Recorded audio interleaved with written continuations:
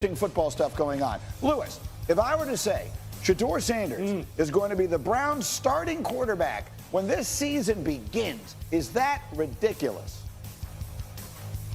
No, Greeny, you know, it's not ridiculous as long as they are able to. And I heard Dan Graziano talking about this morning earlier on ESPN radio. Yeah, I listen to it when I'm in my car in the morning.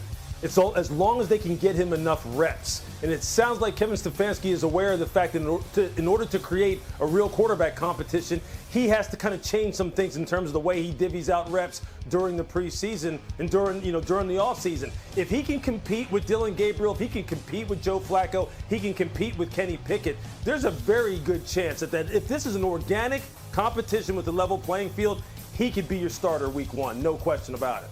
Look, sometimes we attach this number now. He was a fifth-round draft pick, and I understand that there was a reason for that. I'm not pretending it doesn't matter at all. But what I'm saying is if he had been drafted in the second round or the first, which is what we were expecting, then there'd be almost no debate about it, right? We'd be with exactly the same body of work in college and the same skill set. We would absolutely be forecasting him to be the starter, especially, Dan, when you consider the other options they have available. Right, but he is a fifth-round pick, and there was another quarterback they drafted 2 rounds earlier this year, in addition to Joe Flacco, who helped them get to the playoffs 2 years ago, and Kenny Pickett, who he's in the mix as well. So they have 4 guys. They need to get them all practice reps. Kevin Stefanski, what Lewis was alluding to, he put 7-on-7 drills into the rookie minicamp. Usually rookie minicamp is just, classroom stuff, very basic stuff, nothing really, and in terms of team competition. But he wanted Shedeur Sanders and Dillon Gabriel to be able to get some reps at a time of year when they weren't competing with veterans for those reps. So he's very conscious, Stefanski is, of trying to make this as good, as close a competition as possible among all 4 of them. I'm going down with the ship with my friend Mel Kiper on this one. He is the most underdrafted player that I can ever remember. I genuinely believe if he has a chance, a real chance, he's going to wind up making a run at the starting job there sooner rather than later. All right, the next one. Lewis, I was looking over on ESPNBet.com. The Bears' win total for this year is 8.5 wins. This is at ESPN Bet. They only won 5 games last year. So if someone said they're going to be the most improved team in the league this year, is that ridiculous? That's not ridiculous at all. Look, I think, last year when we talked about the Bears and specifically offensively and the lack of development that we saw from Caleb Williams, we pointed squarely to Shane Waldron, the former offensive coordinator, and the fact that there just wasn't a good plan on top of the fact that there just wasn't enough surrounding him. Well, all of that has changed this year with Ben Johnson coming in, with the revamping of the interior 3 of the offensive line, and then the work that they did in the draft, Greeny, and we were there on the desk and we saw it. We saw them draft Colston Loveland. We saw them draft Luther Burden, wide receiver, tight end, respectively, to go along with a guy like DJ Moore, and Rome Odunze. This team is loaded offensively. Now it's about putting together a good plan and Caleb living up to his potential that he showed in college, that he showed at Oklahoma, that he showed at USC. And if all that comes together, this could be one of the more explosive offenses in the NFC and in the league overall. Now, I know that's a big leap. People say, hey, look, let's just crawl before we walk. Let's walk before we run. But look, this league, people can go worst to first in a hurry. I'm not saying they're going to go worst to the first in their division, but they will be much improved. One of the most improved teams in the NFL. Yeah, not at all ridiculous. I mean, look at last year's Washington Commanders, how quickly things can turn around if you put the right people in the right positions. A lot of unknowns with that coaching staff in Chicago, but, they're well regarded, and obviously I think the defense will be good under Dennis Allen. So I think the Bears have a chance, but the division, as you mentioned, is rough. That is rough, and that is going to probably cost them on their win total because they're going to have to fight against those other 3 teams that all made the playoffs last year. Most improved team, I'd be looking more at like a San Francisco or a Dallas, teams we've seen do it and then had their seasons last year done in by injuries. Oh, you mentioned Dallas, did you? Well, isn't that a good segue? So yesterday, A.J. Brown was talking about, of all things, the Eagles' biggest rival, and listen to what he said. Now, we're going to have to worry about him for sure. Hey, we're going to have to worry about him. No, I like the trade. I do like the trade. I like the competition, and I like George Pickens. I like CeeDee Lamb and that collab, and it's gonna be exciting to watch, bro, because all that does is bring the best out of us. So if we know how they coming, we know we gotta step it up, George Pickens could wind up being one of the most undercovered stories of this entire offseason, if he, and it's a huge if, plays up to his enormous potential. Their win total is only 7.5 wins at ESPN Bet. So, Lewis, here's a question I never would have thought I would ask on a show I host, but are we sleeping on the Cowboys? Am I not paying enough attention to the Cowboys? I don't think so, Greeny. Look, I'm gonna look at this from two sides, okay?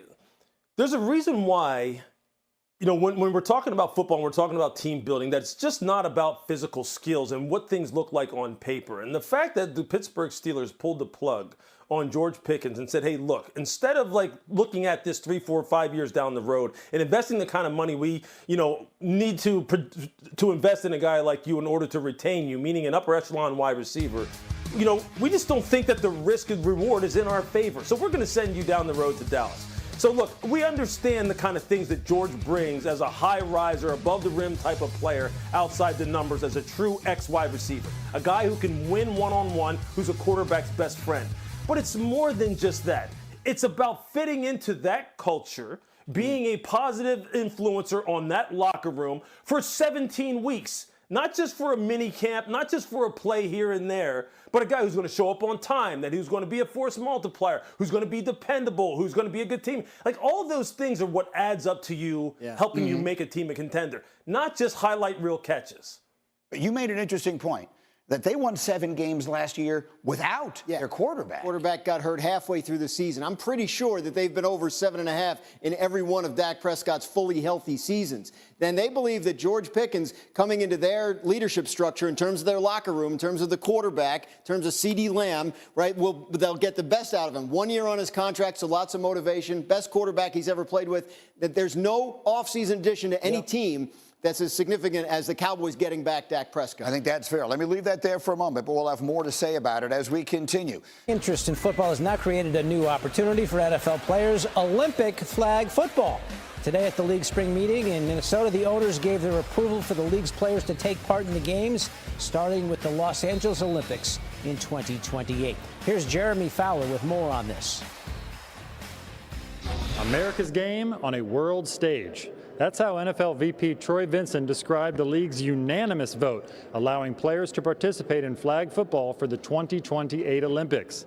The NFL's pumping excitement with this one. Star wideout Justin Jefferson was on hand for the press conference, calling the chance to play flag football in the Olympics a childhood dream. And the league expects significant player backing. As Vincent put it, players will want their Steph Curry moment. Coming Wednesday, debate fireworks with the tush push, which is alive but on the ropes. Owners are expected to vote in the morning whether to eliminate the ability to push or pull a ball carrier, which the Eagles have mastered. There's some early momentum here, but owners need 24 votes, a 3/4 majority, to pass the proposal. I've talked to several teams that are hoping to get rugby-style football out of the NFL. Playoff reseeding based solely on wins and losses will also be discussed, but the people I've talked to consider that one a long shot, though they do agree reseeding seems inevitable when an 18-game schedule takes effect in future years. From the NFL spring meeting, Jeremy Fowler, ESPN. We are getting our first look at the shiny new toy in Dallas. George Pickens, by way of that trade with the Steelers, wearing his new temporary question mark number at Cowboys OTAs. Gone he's 14. That's so Pittsburgher go. He's now 13. It plays well with number 88. We can complement each other. If he's tired, I can guarantee you I'm not. You know, so just being his backbone and being here for him and letting him know that he got some help on the other side for sure. That's a dog and that's willing to win, and I'm going to do everything in my power to do that. I think CD said it best. I saw his comments, right, where we don't have a one. We don't do A's and B's. We think that there's a one over there. CD said it. And if you look over there, there's a one there. So I think that's the way that we view GP. Look at that guy's tape. You see what he does, the kind of receiver that he is. He's going to win the one-on-ones. He can win 2 versus 1 if he has to. Very, very talented guy. When you can add him alongside of CD and the rest of the weapons that we have, I'm super excited. Well, over the last 2 seasons, Lamb has nearly 1,700 more receiving yards than any other Cowboys player. That is the largest gap between any team's top 2 receivers. Móc cho hết cái hàng này nha, là mình sẽ được cái chiều cao của túi nha, mình sẽ không tăng mũi nữa nha. Mũi tiếp theo này.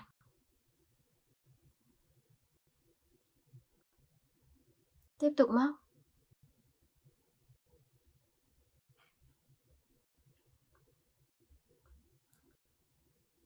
Tiếp tục mũi nữa này.